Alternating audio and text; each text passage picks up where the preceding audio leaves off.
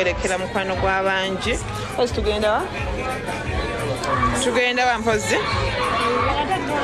Tugenda ludda mami? Kabuye karuye? Tugenda wa? Neerabiddeyo bannange nja kuba Kayabwe tugenda Kayabwe.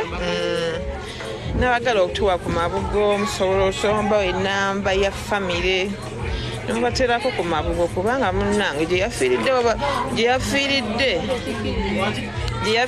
bo baatuvuddeko dda. Guys, tap the screen mutapinge bo gye yafiiridde baatuwesambye dda buli akyogerako basuubiza omuwamba funa bajja batutiisatiisa naye nze tewali amanyi era evu gye ndiko si yange ne banaamukuza sisema banaamukwata ze sijja kubaayo. Guys, tap the screen. Don't judge mukwano. You're not good. We are not good. We are not judging. Naye Bujingo first church ono omukyala yafiiridde mu church yabo. Oli yafiiridde mu katebe ng'atudde mu katebe agenze ku Friday osaba ne bamutwala ne bamusuula e Mulago. Owulira, they communicated to the family members ku ssaawa 7 naye nga bamutwalayo ssaawa 9 ng'obudde bukya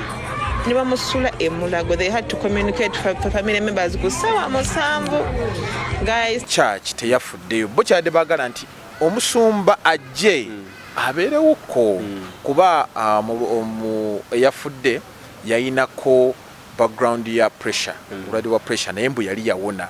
so bwe yafudde yes bakitwe mbu yafudde naye baabadde beetaaga gundi embeera church eteekako ku mbeera naye tebaba kubidde kasimu oli yazze n'abika bubisi mulwadde yagenze ne ssente mu nsawo teyazibadde nazo yabadde n'ebiwundu kwegamba baawulidde bubi nnyo nti tebafunye that care. Ekyokusalawo ekisinga ne advice yakusooka kuguma tebasobola genda ku mateeka tebasobola waabira anti nkunnyonnyola nganze nze nange kyembadde nsuubira kyenyinza okunenya kyaki nti amazima ddala gali nti ng'omuntu abadde afuuse famire okumala emyaka 8 ayinza okuba yali badde tusuubira treatment esingakaawo kyona abadde muntu waabwe abadde yafuuka member ate abantu bagenda ku makyaki ng'oluusi famire zikoze eki zibeeganye okufiira mu kyaki kituufu oba si kituufu si kipya era si mawulire omuntu ofiira mu kyaki bafiiramu okufuuka pastor qualification ki ozimanyi okufuuka pastor ndaba bangi waliwo benda bababubira kuba mulimu emitendera waliwo benda bababeera ku makubo abayina ebizindaala ate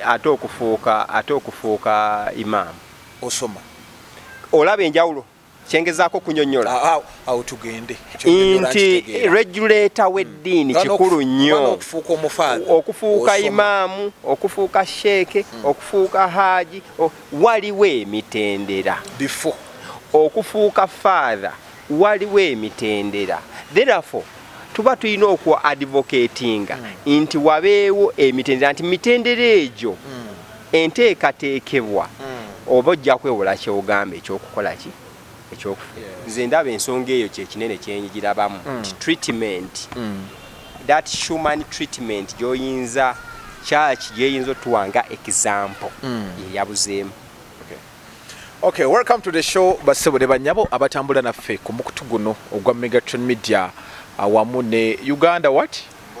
Wamu na Embozi mu Yugi mwami Mayanja wali wano ku kamera wetu no tugino beranga tutambulira ddala mungi nnyo amannya muzede Megatron ku Megatron Media koli tugamba nti no beranga subscribinga likinga ate oberenga osharinga ku amawulire agesigika anakola lero ndi ne lawyer freedom tugenda beranga twogera ku bintu bingi nnyo nako olwaleero naye nga right now ensonga etambula na story gye nabakolera it was Sunday yali about church ya Pastor Bujingo nga family emu yavana gamba nti good interview weriawo sawa kubera nti njogera bigambo nga sina kwensinzirira interview eyo fetu agikola era yali exclusive wano ku Megatron Media nga family gamba nti mu muntu waabwe yafiira ewa Pastor Bujingo era twavende tubanga tukube simu nga tukubira omu kuba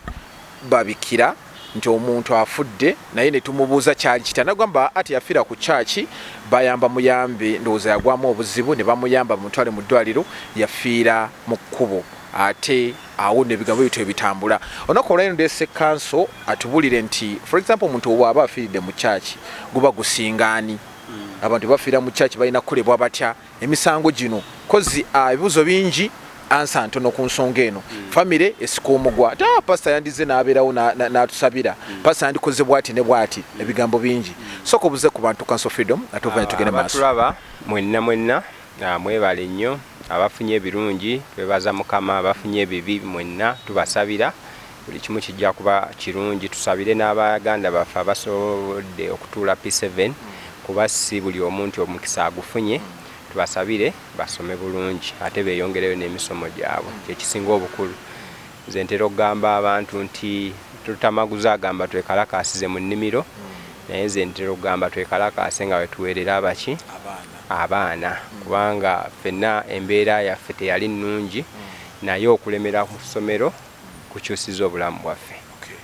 So ensonga oziwulidde amakyaki mangi mu ggwanga lya Uganda onaggulawo naye n'ebizibu bingi biri mu makanisa gano so ensonga eyo nga bwetandise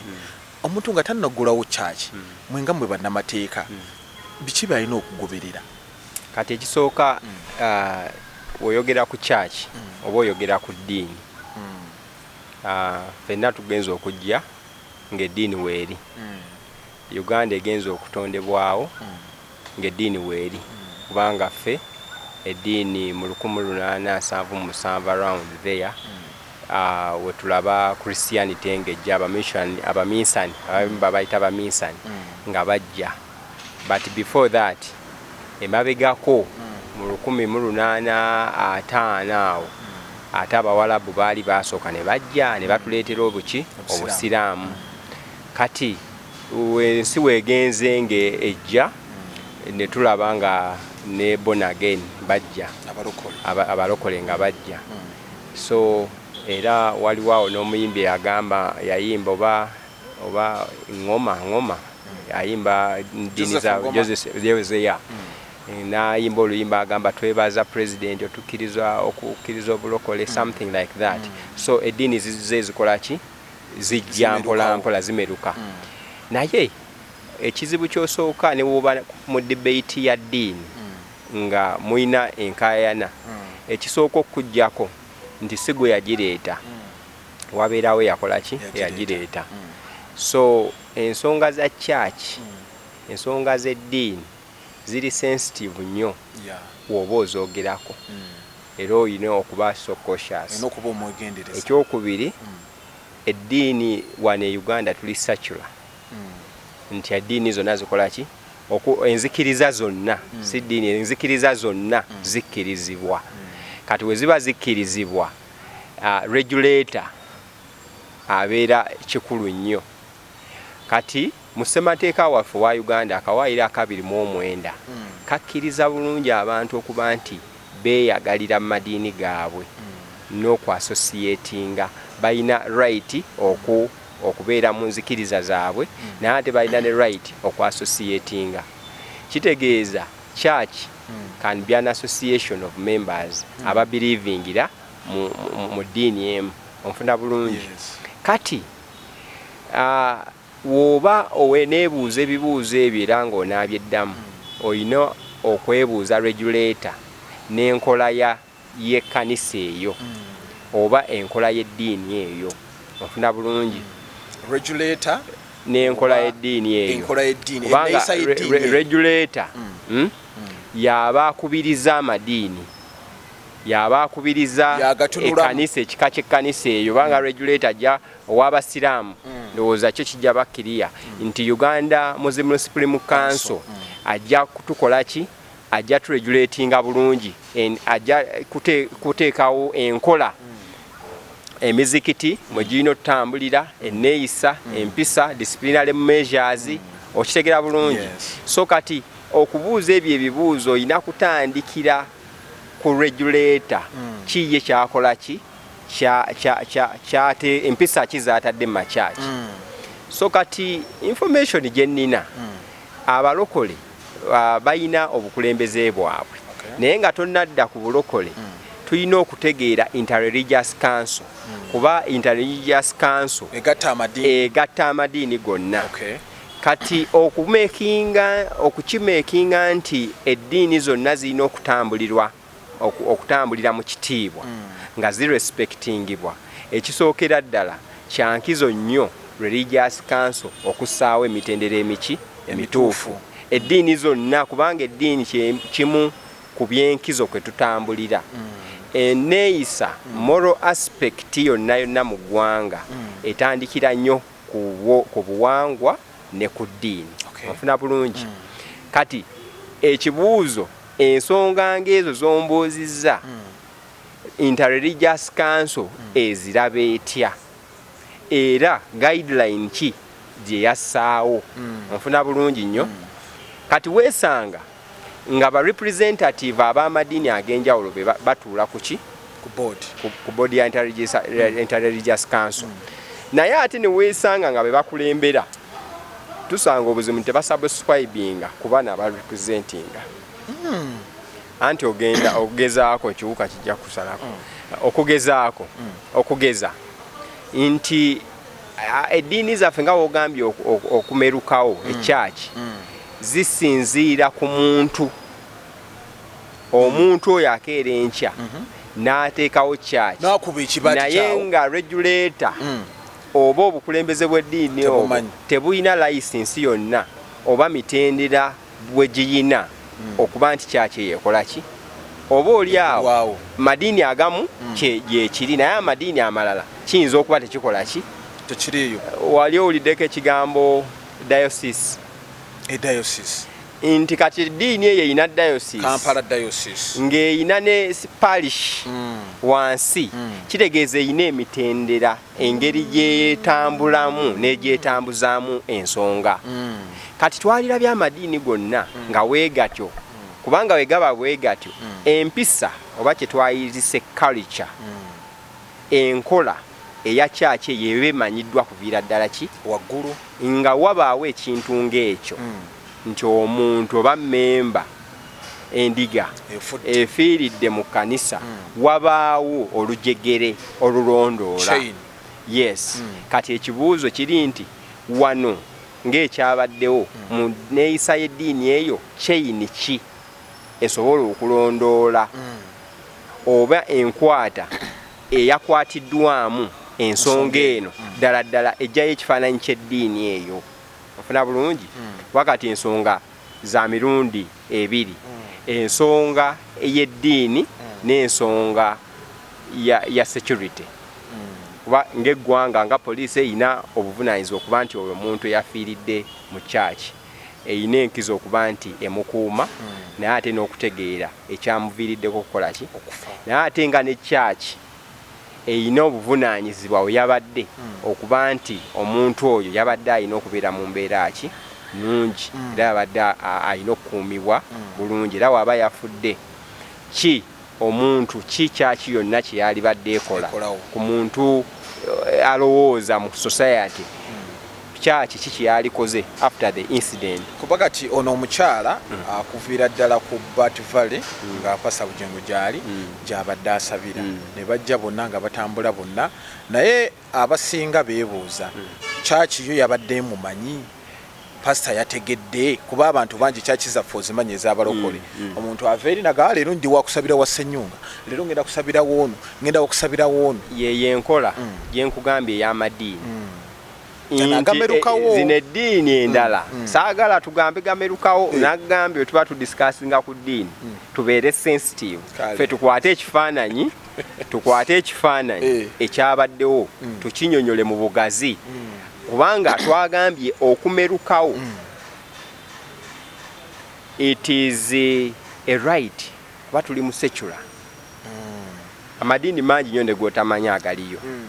nali nkula nempulirako n'ey'obusobozi ekya ejeri naye ng'omu eyali omugenyi omukulu mpulira mu kugironkinga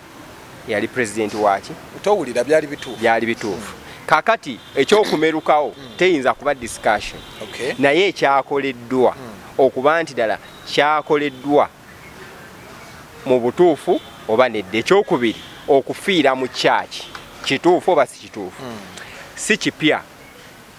era si mawulire omuntu ofiira mu kyaki. Bafiiramu omuntu okufa kw'omuntu Katonda yakulinako buki obuyinza era omuntu afiira awantu wonna okusinziira ku ki zibantuuko ku ntuuko. Entuuko ziba bbiri. Waliwo natural causes ne artificial causes. Kati natural causes kwe kuba nti omuntu abadde n'obulwadde time neetuuka nga takyasobola. Then artificial omuntu asobola okufa nga either aweereddwa ebiddagala erikontana n'omubiri gwe asobola okufa no ddagala ng'obutwa substances. Ayinza okubeera intoxicated, ayinza okubeera poisoned, ayinza okwetta, ayinza okutomerwa accident. Ezo okufa okuliidingibwa nga si kwa ndwadde. Now ekyawa waafiiridde tekiba kibuuzo kubanga minisita omu yafiira mu nnyonyi omujjukira yagenda mulamu bagenda okugira nga ali bwati. Yes. Mu 2000 waliwo kyaki eyatta abantu 1775 Kibwetere eyabookya. Now kati tetujja kgenda oba bafiiriddewa naye ki ekiviiriddeko omuntu okufa nti circumstances ezooli yakulozingibwa. Abantu bakulozingibwa muki ate eno omuntu story egamba yazirise. Waba yazirise ekibuuzo kiba nti kiri possible okuba nti omuntu asobola nga yafiiridde muki mu kyaki. Kisoboka. We kiba kisoboka lwaki kisoboka kuba nga kyabaddewo. Tukkirize tugaane abantu tebagenda mu kyaki kutimba bimuli. Abantu bagenda mu kyaki olw'ebizibu ebiboolekedde, olw'obuvunaanyizibwa obw'okusaba, olwa depression, olwa stress.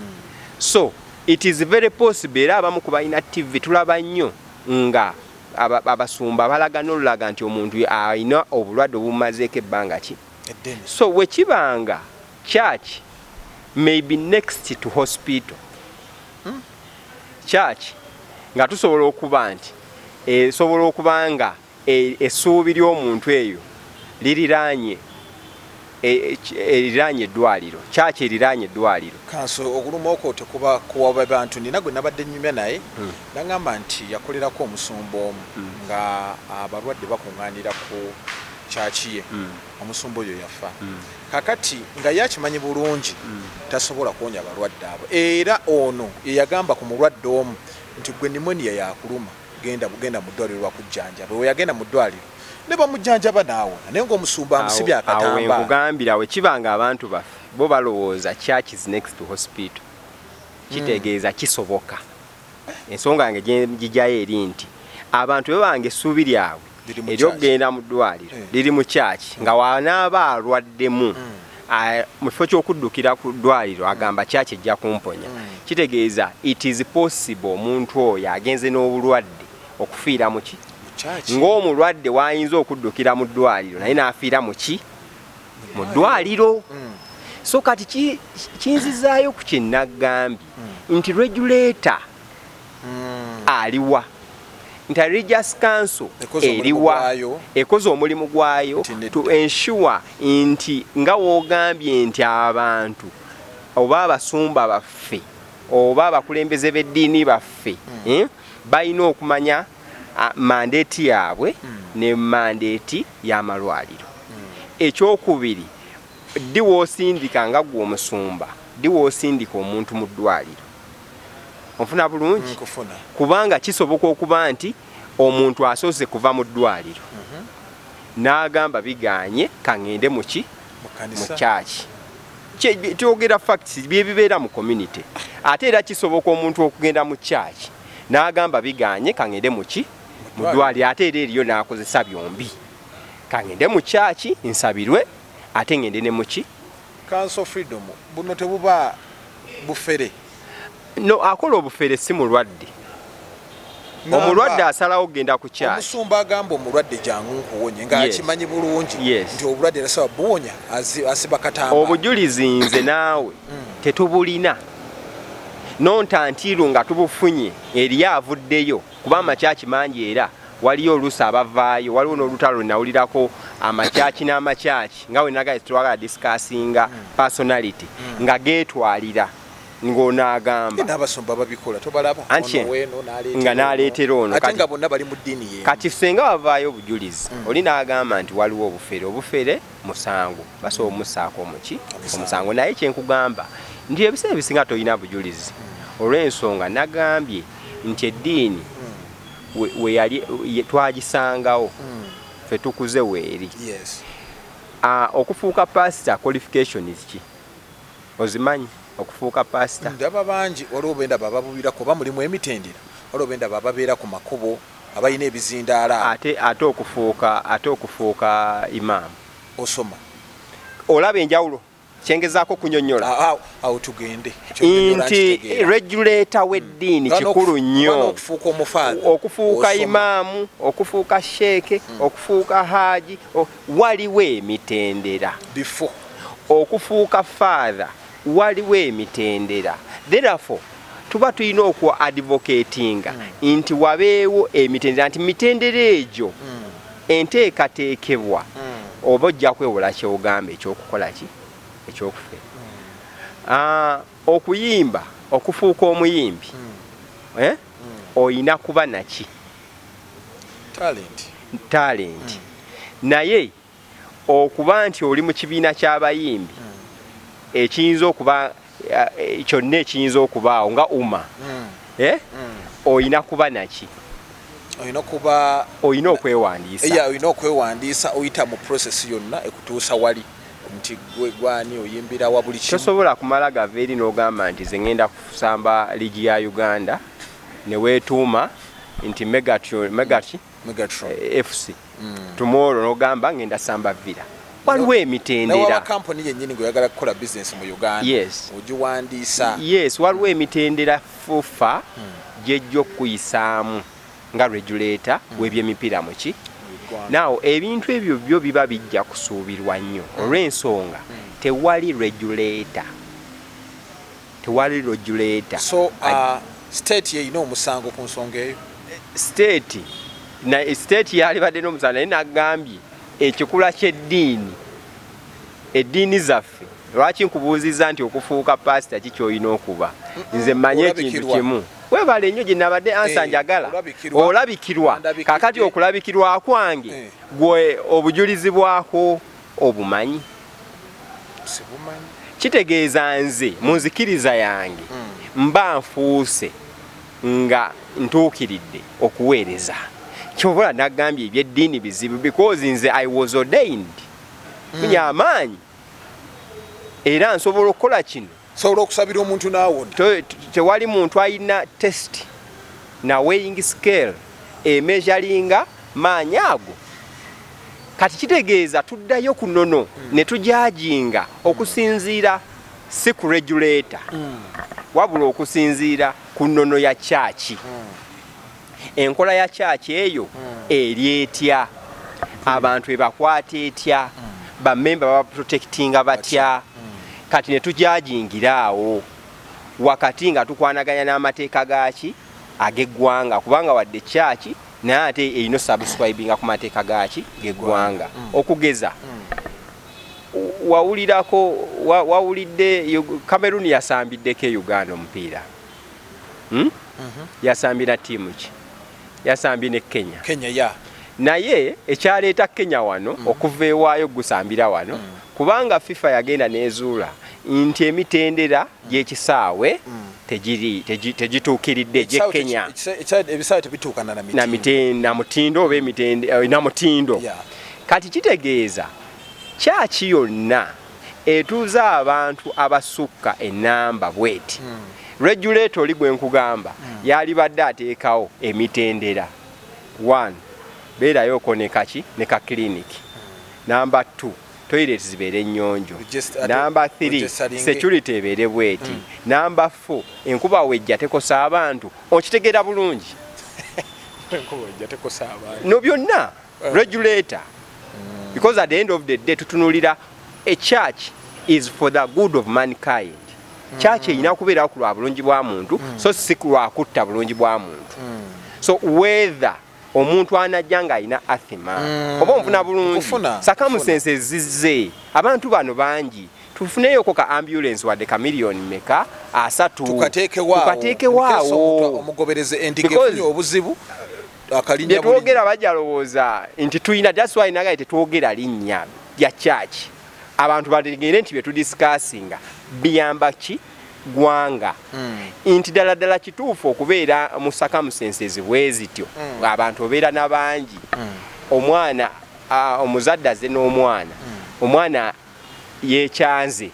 naye nga tewali ka clinic wayinza kufuna ka panado na ka first aid. You understand? So kati ebintu ng'ebyo biŋŋambisa nti regulator waabaawo ow'amadiini oba owa buli ddiini kati nga abasiraamu tuyina Uganda Supreme Council kitegeeza kiba kyanguwa okitegeera abaprotestanti nga bwe bayina ofuna bulungi chain eba etambula bulungi okuva waggulu paka wansi era abantu basobola okuba nga tebakosebwa nnyo ba kyetwaliise exploitation. Yes. Council nga gwe yasoma amateeka omuntu afiiridde mu kanisa church tevunaanibwa temuyina kimusoba givunaana nga gwe nenzija ne ganti waayi muntu wange yafidde mu kanisa eri tayina kyayina kusasulira tasobola kusibwa kuba omuntu wange nga yavudde waka mulamu nga we nkugambye sijja kudiscussinga church ntalugera kwogera ku church omuntu yenna waliwo kye tuyita occupiers liability mu mateeka omuntu yenna nannyini waka oba nannyini kifo avunaanibwa ku bukosefu omuntu gw'ayise azeewuwe bw'ayinza okufuna. Ate kati obuzibu bwe nnina kanso omuntu nga wegambye church ezimu omuntu agira bwe paneri lukansabireko ewagundi lero neyeereeta kyereeta tuyina bakyereeta mu makanisa anti kyenkugamba kyekino mpuliriza bulungi omuntu yenna nannyini wantu oba nannyini maka oba nannyini premises avunaanyizibwa okukuuma abantu abo abazeewuwe baayise soka okwataako baayise kankyogere mu luzungu abantu abazeewuwe on his invitation oba ku consent ye ng'abantu abo tebazze buzinga ba stranger oba nga ababbi abayiseemu obuyisi naye ng'abantu abo bali expected okuba nti babeerawo okugeza nannyini ddwaliro asuubira abaki abalwadde ayina okukiteeka mu bwongo nti abalwadde abo we bajja babeera si balwadde bokka abalwadde n'ababajjanjaba naye si bokka n'abasawo abasawo aba doctors then abajjanjabi b'abalwadde be bazze nabo abaleese abalwadde then n'abalwadde bennyini. Eddwaliro livunaanyizibwa okulaba lirina duty of care okulaba nti ekifo ekyo ekyeddwaliro ekyo abantu bano tebakifunamu buzibu okugeza obanga omanyi nti ku ddwaliro awo waliwo wali amasannyalaze nga ogakwatawo gasobola okuba omuntu oyo buvunaanyizibwa bwo okukyogera eyo duty of care woba omanyi nti waliwo septic gye wasimye ng'omuntu ayinza okugigwamu buvunaanyizibwa bwo okuteekawo sseŋŋenge oba okugamba nti eyo danger zone ofuna bulungi naawo kati oba kyaki obuvunaanyizibwa bwayo bwakoleddwa kubanga abantu bano abajja buli Sunday oba buli overnight kitegeeza bayite doesn't matter oba ayiseemu buyisi tebalize kubanga n'obulango biseera ebisinga balanga kitegeeza bayite they are expected ate mu nkola ya church ndowooza tebagambako nti ono bwati tajja tegeeza buli azze yaaba owuwo naye kati tulina n'enkola omulokole n'atali mulokole jangu kitegeeza abazze bonna babo oba bali ku ssomero oba bali ku ddwaliro oba bali ku kyaki omuntu kasita oyita abantu ewuwo ne weebambaga abantu abazze ewuwo obunaanyizibwa obbakuuma obutafuna buzibu oba bulabe wo so bw'obeera nga watutte obuvunaanyizibwa bwo nga kkanisa oba ng'essomero kati tuddayo omuntu ono oba yabaddemu n'obulwadde because nga bwe twagambye nti omuntu asobola ofiira awantu ki wonna ne mu nnyonyi bafiiramu naye waafiira mu nnyonyi tuddayo ne tunoonyereza yafudde mu nnyonyi yafudde ki kubanga ennyonyi eyinza obayo yakoze obuvunaanyizibwa bwayo neemutwitinga bulungi neekola ki neemuwa lanki bulungi okitegeera but waba afudde kiki ekyo ekiyinza okuba nga kyamuleetedde okukola what was the cause onfuna bulungi kati ekyo that is eyo buvunaanyizibwa wa poliisi kati then ne tugenda ku nsonga endala nti yes kati ebyo tubivuddeko omuntu kiki yalikoze kyaki kiki yalikoze kubanga omuntu w'emyaka 8 aba afuuse memba aba afunye famire eyo yali kuyisiza etya singa oba ofunye obuzibu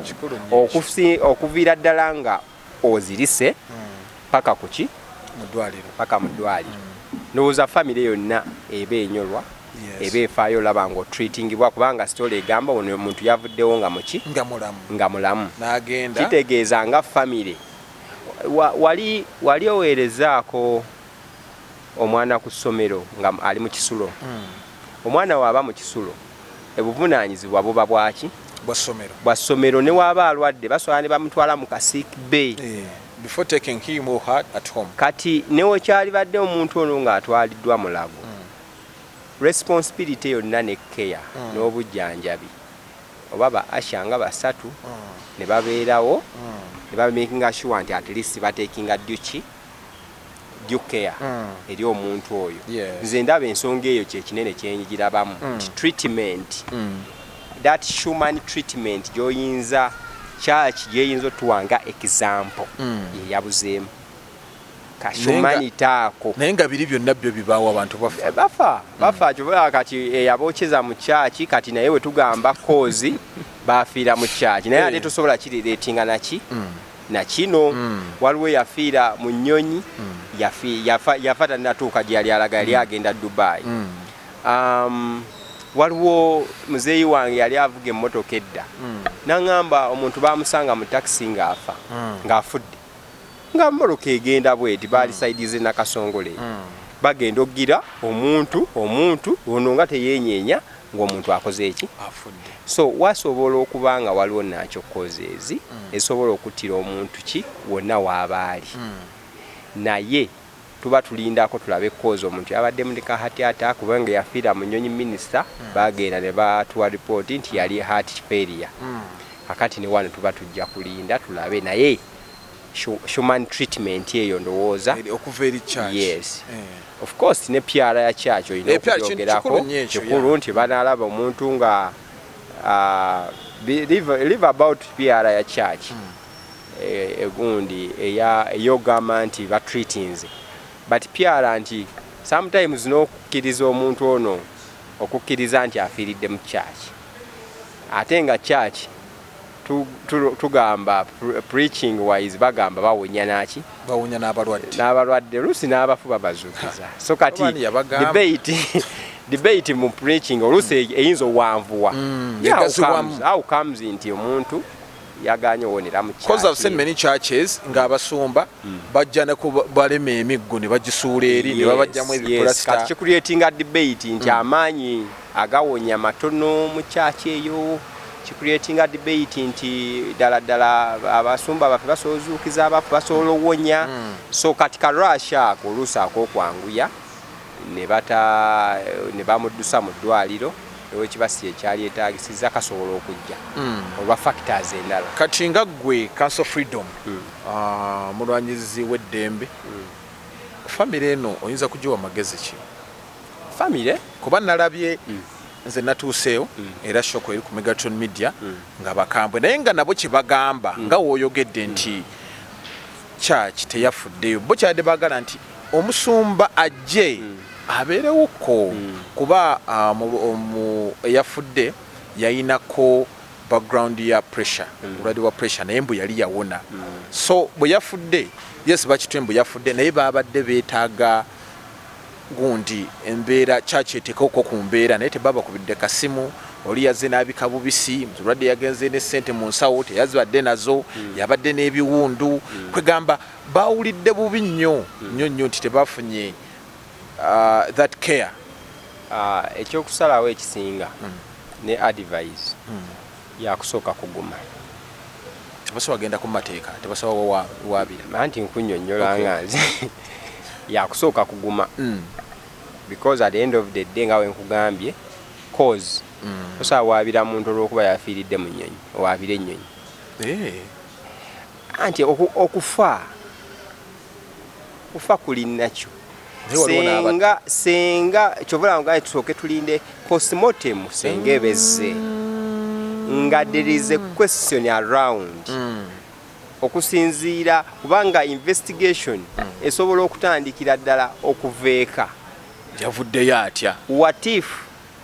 nga kisobokera ddala okubanga we yavudde waka ayina kyeyalidde kyeyakozesezza ofuna bulungi because mu discussion izo njala nyo tubeera objective kati nteredde nga abantu batulabanga abazze okulumba business y'omuntu where omuntu ayina okuvunaanibwa oba we tulina obuvunaanyizibwa bwe tubwogereko watabulina watya omuntu yadduse ng'ayina kyakozesezza ayina kyalidde ayina kye bamuwadde kati okuva ewaka obulamu bwe oyatuuse ku kyaki yatuuse ayina we yayitidde okutuuka ku kyaki kati ku kyaki biki ebyabaddewo yatuukidde mu katebe baani bye yayogedde nabo yabagambye eki yabaddemu n'obukosefu that particular time ku mulimu waba yasubadde ku mulimu nga gye yasiibye n'adduka ewaka ayina kye yabannyonnyodde you understand then afterwards ne tugenda from we bamusitulidde mu katebe paka we yatuuse ku ddwaliro biki ebyabaddewo eddwaliro information ki gye lya receivinze cause weba receiving omulwadde receiving ne information ono abadde mumugjeewa then practically postmortem yo okusinziira ku ebyo byonna layini eyo egamba etya ekontana nebye tubadde tulya oba kiyinza okuba so with that tuba tusobola okufuna ekinyusi n'ogamba wa famire nti ddala kituufu ddala kituufu obuzibu bwavudde wano but advice gye mbadde mba lwaki tusooke tugume because omuntu wabadde omusuubiramu enneeyisa ennungi n'atagikola ne w'omufoosinga aba takunaaziza mutima onfuna bulungi sobola agamba ku makya nti omuntu neiba yabadde alina okumbuuza n'atambuuza ne mmala mugamba nti lwaki tewambuuza n'ambuuza n'endowooza olwo muntu mulungi nnyo oba okasemukake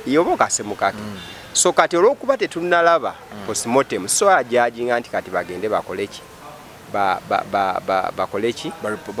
bagulewo omusango because tetumanyi ekyokubiri nze mba nsaba religious council the pride of religion ensa y'eddiini eddiini weenaatuva mu ngalo kitegeeza ensi ebeegenze kubanga omusingi gwonna tutandikira ku ki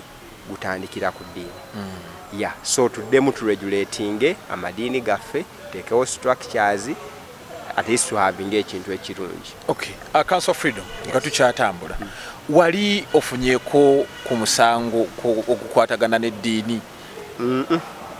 tebatera kwewaabira tegiri okuleka nga hajati ne haji baddiini naye siwulirangako abo beewuubye nga siwulirangako nti eddiini bweti ekontana n'eddiini ki naye nga mu byafaayo tuzze tubiwulira nga amadiini oluusi geewalana naddala eyo mu mu gundi mu Asia madiini batera kubaamu n'entalo z'amadiini yes naye wano osuubira okulekeera nkozi ne wano twalinako ng'era abasiraamu bennyini beetwalaganya abo beetwala nnyo abatabuliiki era y'abatabuliiki awo emabegako eyo mulembe gwa Amiini wano kwetwalaganya kw'ennaku zino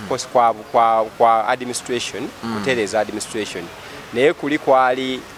obusiraamu bulina kubeera buti nga ne bali bagana edda tebulina kubeera butyo bulina kubeera bwe buti osuubira bayinza kukola kyokubeera nti batereeza amadiini gano oba eddiini eno ekisooka weetaaga regulator kubanga eddiini tosobola gisaako nnyo mateeka etteeka erifuga eddiini lisinziirira ddala ku Katonda kubanze ombuuza ani yaleeta church ekisooka gwaleeta amateeka si gwe yagireeta tolina kuŋŋamba ngeri ki gye nnakola church kubanga church yaleetebwa Katonda kanso sina ngeri gye nnyinza kugambamu anti ndi mu nkola gye najja Katonda bwe yagamba nange ebiwandiiko binnyinyonnyola ekika kya church gye nnokola nina saba ntya kise kitegeeza regulator abakulembe naye ate tewali kisobola kubeerawo tewali kisobola ddiini esobola beerawo nga tirina bukulembeze kitegeeza obukulembeze bwe buba bulina okumakinga sure nti buregulatinga obukulembeze obusooka ye inter-religious council okumakinga sure nti amadiini gaffe gonna gatambulira mu layini tegabeera infiltrated wetuwulira ekigambo nti nno eddiini y'obusiraamu yerimu abatujju it is the responsibility of the interreligious council okujja ekyo okukijjawo because wekikkiriza n'ekitambula bwe kityo onfuna bulungi obotta nsa ya ddiini amadiini va n'okwegatta kweyo eddiini naye n'eddiini okulaba nti eddiini ye image y'ekintu ekirungi kakala tuwulira erimu abaddu kitegeeza olina sooka kukola ki wetuwulira nti eddiini erimu obufere interreligious council yeyina okusooka okujja n'erwanyisa ekyo because wetakirwanyisa ensa y'eddiini eba ekokola ki eba efa kakati batugamba nti abakulembeze b'obuwangwa balina obuzibu tusobola sirika busirisi kitegeeza abakulembeze b'ebyobuwangwa baba balina okuvaayo ekyo bakimenyewo kati example y'emu nti wetulaba nga waliwo avumirira amadiini abakulembeze b'eddiini balina okuvaayo ensonga eyo bakole ki babe nga batereeza without which omulandira n'omusingi gw'eddiini guba guli mu kufa oyina ebigambo ebisembayo ku nsonga y'amadiini gano ensonga yange buli omu asinze mu ddiini ye naye ng'asinze okusinziira ku Mukama Katonda kyamuwa ate eddiini esinga eviira ddala ku ntobo yaki oli wa ddiini ki nze ndi musajja Muisiraamu oli Muisiraamu obusiraamu bukoledde ddala bulungi ate lwaki sebe enkulaba weeyagala kuba kati fe abali eno mubalokole saawa birina abasumba beevuma olinayingira munne kakati olaba ekintu ekyo kyogamba nti bakola ki bajjanjaba nina kyaki emu gye mmanyi abalwadde babeera wali ono alina ekizimba ono alina ki naye tosubira nti abantu bagwamu essuubi ensonga lwaki badda ku makanisa ne mu ddiini eyaffe mulimu era abajja nga bagamba basabira abantu edduwa that's why nkugambye ffenna ba interreligious edduwa omukulu gundi teyagyogerako omubaka edduwa waliyo edduwa entuufu naye nkugamba abagamba basabira edduwa nga naye edduwa eyo erukinga okuba nga exploiting oluusi nga yakusika omuntu ategeera ddi edduwa entuufu omuntu ategeera edduwa entuufu singa aba agenze mu bifo ebituufu ekifo ekituufu kyekiri muzikiti kubanga edduwa gyesandikira lwaki oyagala kumala kuŋŋamba nti edduwa wetawali newali emmanju awo naye ng'ate okusala ekkubo waliyo omuzikiti so okufuna edduwa ennungi olina kugenda ku muzikiti baimaamu basheeki abakulembeze b'eddiini eyo bajja kuwa omuntu omutuufu omutendeke eyasoma ku ruhani n'agikuguka akuwa edduwa. Obuna bulungi oba nkufunye. So kati I'm trying to show you nti ensonga gitwale lwaki nagambye tetwawula mu ddiini ku nsonga eno kubanga twetaaga okuuma eddiini zaffe nga zansa ate amadiini gonna tugarespectinga kubanga nze ni muisiraamu naye mikwano gyange gisinga balokole abalala bensomye nabo ba protestanti oyina ab'amadiini ab'enjawulo maama nzaala mu 7 side onfuna bulungi oba ondaba kati kitegeeza jajja wange ate mu protestanti jajja omukyala kakati ate gwe wafuuka omuyisiraamu kubanga taata tewakyuka baana bakyusiza amadiini bannange nava mu bisiraamu naddawa nava mu bisiraamu naddawa negundi enjiri ey'okuvuma sisobola gamba nti pasita yanvumye nenzija nonkolera ku musango ne muwaabira. Okuvuma okufuuka omusango tekisinziira ku kyaki oba pasita muntu oloopa muntu oloopa muntu nti omuntu yenna abaziza omusango osoogera ku poliisi n'omuloopa. kakati omuntu wafiira mu kyaki ndoopaani wafiira mu kyaki postmortem egamba ki tugeze nti lindako wano nno wali sensitive. Postmortem egamba obuzibu bwavudde ku ki woba otambula ekiro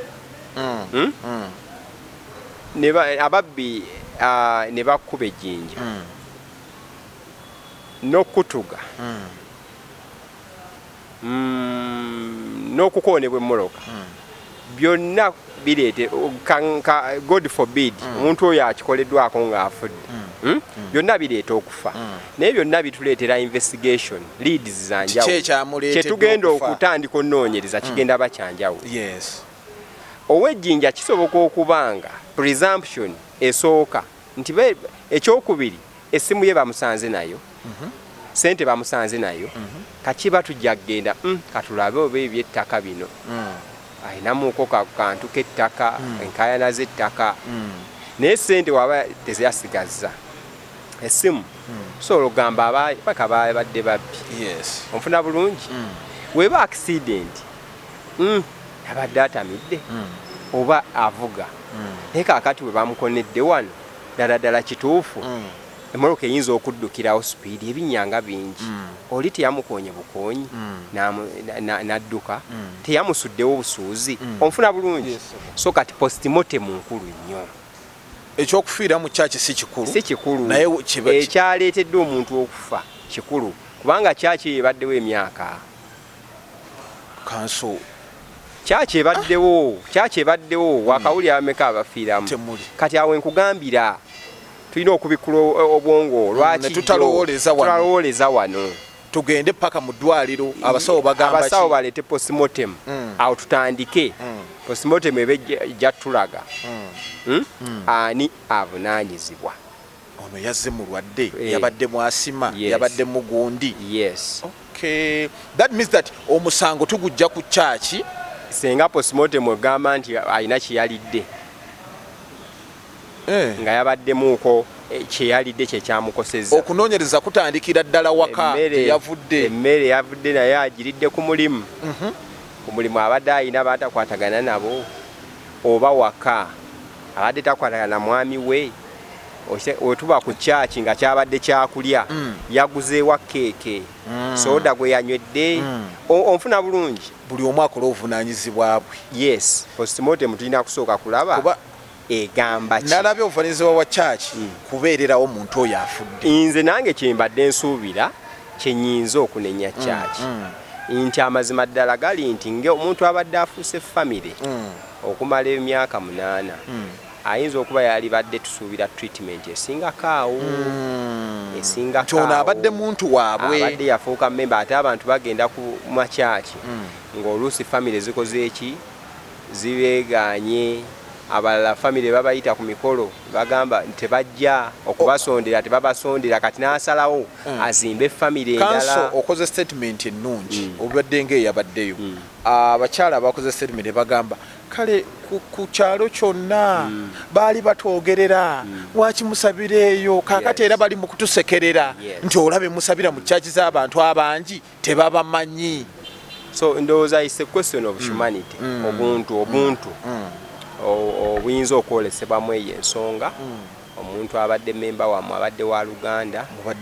ate era kyempulira nti ezo family ezo church oba osabira eyo ofuuka wa family yeeyo church. So treatment ebe ino okulagibwa ddala nti